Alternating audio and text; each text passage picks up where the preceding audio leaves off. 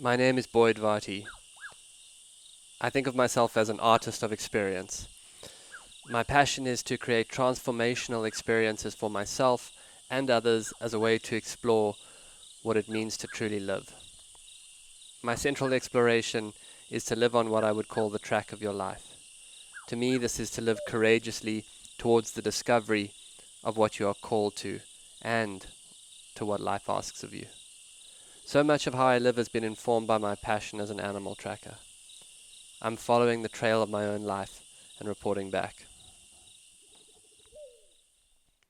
This show is a daily broadcast from a treehouse on the Londolozi Game Reserve in the wild eastern part of South Africa. Londolozi is a 14,000 hectare wilderness reserve adjacent to the Kruger National Park. The land is home to lion, leopard, rhino, elephant and buffalo, as well as a variety of other animals. I am your host, Boyd Varty. My goal is to spend 40 days and 40 nights alone in the wilderness to explore the archetype of the mystic in nature and hone my skills as a tracker. These are my daily stories. Day 6. Myth-making tree trickster. Now, let me try and answer the question I left you with yesterday. I will answer it by telling you an ancient story that I just made up. It would be good if for a moment you imagined yourself around a fire on a dark night. So dark that you could only just see the faint faces of the others around the fire. And don't listen with your ears or your head. Try and listen with the wild part of you. Pull the children close and push your rational mind away. A myth is a lie about the truth. This is the story of Lalela, the wildebeest, and the man. Once upon a time, in the wild eastern part of South Africa, lived a man. This man lived on the bank of a river in a beautiful tree. His house was made of zebra skins, and his ladder up into the branches was a single tambuti tree he had cut footholds into. His life was simple and good, but he felt like half a man, because he could not cross the river to explore the enchanted land on the other side.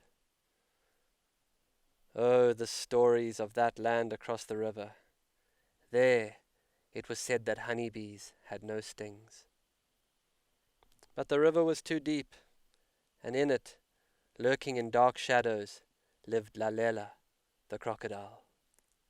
Lalela was famous for eating a chief's daughter, and people feared the dark recesses of the river. One day, as the man rested in the tree, he caught sight of Hongoni, the wildebeest, happily crossing the river to the other side. Hongoni was a silly-looking creature, with jaunty horns, screwy eyes, and the buckest buck teeth a buck ever had.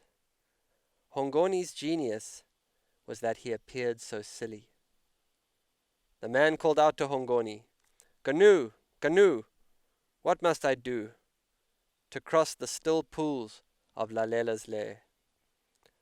Hongoni turned and shouted back, "You, my friend, must travel fair to the source of the river and find Queen Shalati there.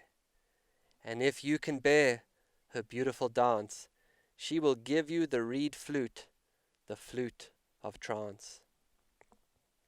Well, the man traveled all day and traveled all night, and arrived at the source just at first light. Many other men had gathered too, for the dance for the flute would begin soon.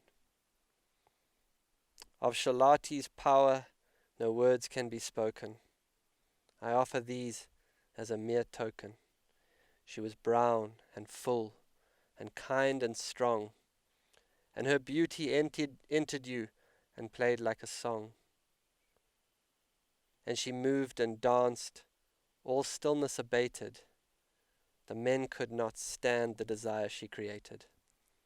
Some tried to grab her and make her their own. Some tried to cage her and take her throne. She brought up such feelings that men looked away. Rage, despair, desire are a few to say. beauty, power, magic. The men feared to feel so much, so they tried to control it and use her as a crutch. But the man from the tree sat still through it all. He thought of his tree and sat still and tall, unmoved, though he felt it all. The men who could not be still with what they felt were taken one by one away. Queen Shalati granted the one from the tree the flute that day. Back to the tree and the river he went. To cross to the far bank he was so hell-bent. There he saw Hongoni on the far side, grinning skewly with wildebeest pride. Into the water with terror he went, down into Lalela's lair. He held his breath, though he needed air. Lalela approached, cold, old, and bold. For a second he feared a tale he'd been sold. But he steeled himself, and with some resolve, he blew his last breath into the flute. And with that he found himself out on the other side, with Hongoni right by his side. The land was so different, or was it the same? Hongoni said, or is it you who has changed? There are so many ways to tell a story, friends, almost as many as there are to hear one. And if you listen with attention, you might find where Hongoni, Shalati, the man, the men, and Lalela live inside of you. Myths are not meant to be fully understood, as I understand it. In the same way that we are not meant to fully make sense of life, though mostly everything is meaningful. See, now I'm being like Hongoni, talking in riddles, like a good trickster should. There's always a lot of ways to go with a myth. You might think of Hongoni as the part of you that is unafraid of being laughed at, the trickster. Hongoni can go anywhere because people think he's silly already. You might relate to the man. Life is good, but he longs for something more. And he thinks it's over there. He thinks it's somewhere outside of himself. You might ask yourself, where is Lalela in your life? Where is the deep parts of you down in your psyche? Usually in mythological processes, deep pools represent the dark, deepest parts of the psyche. Where are the boundaries? Where are the guardians of those places you tend to keep away from?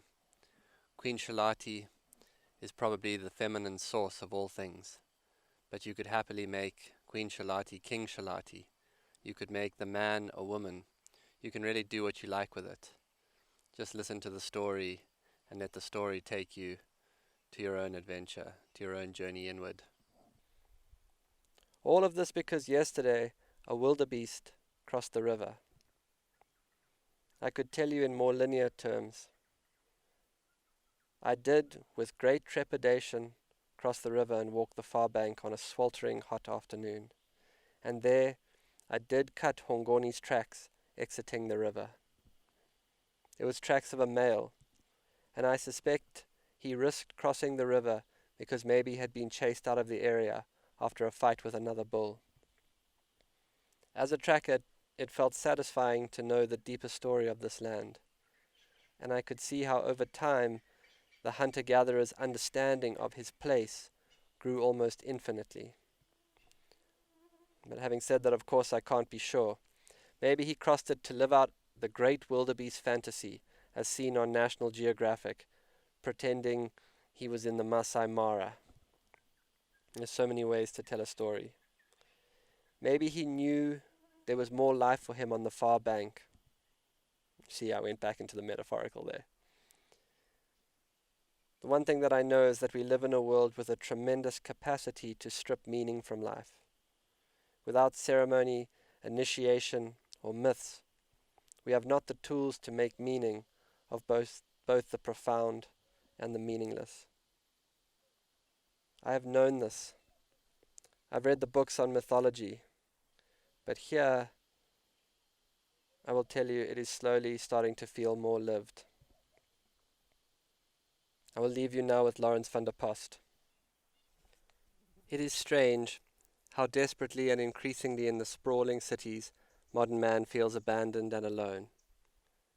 I have never felt so alone as I do amongst the millions in London. I have never felt alone yet in the desert or in the bush and even the sea, because in those dimensions one always has company of animals and plants and stars, and one is always observed. And this, I would say, is one signpost of the difference between the person who has a wilderness awareness, like these humble aboriginals I have mentioned, and the so-called civilized man. The civilized man believes he knows, but in the wilderness you are aware not so much of a feeling that you know as the feeling that you are known. You always feel that you belong, and through this belonging you have a feeling of meaning which modern man, impersonal and unknown within himself, has lost. None of us feel any longer that we belong. None of us feel that we are known any more unless we turn to the wilderness again. Turn to nature and ask from the stars for the heart of a star, and you will be known again as you have never been known before. We have to become once again not only the voice and the reason of this grievously wounded earth of ours, but its healer and defender, with a reverence for all its defenseless and vulnerable, and so restore it to the totality, healed and whole again at the end, as it once was in the beginning. This has been another episode of the Track Your Life podcast with Boyd Varty. Follow us on Instagram at Boyd_Varty, Twitter at Boyd Varty. Visit Boyd's website at boydvarty.com or subscribe to this podcast in your favorite podcast player. Please rate and review this podcast so that more people can find and enjoy it.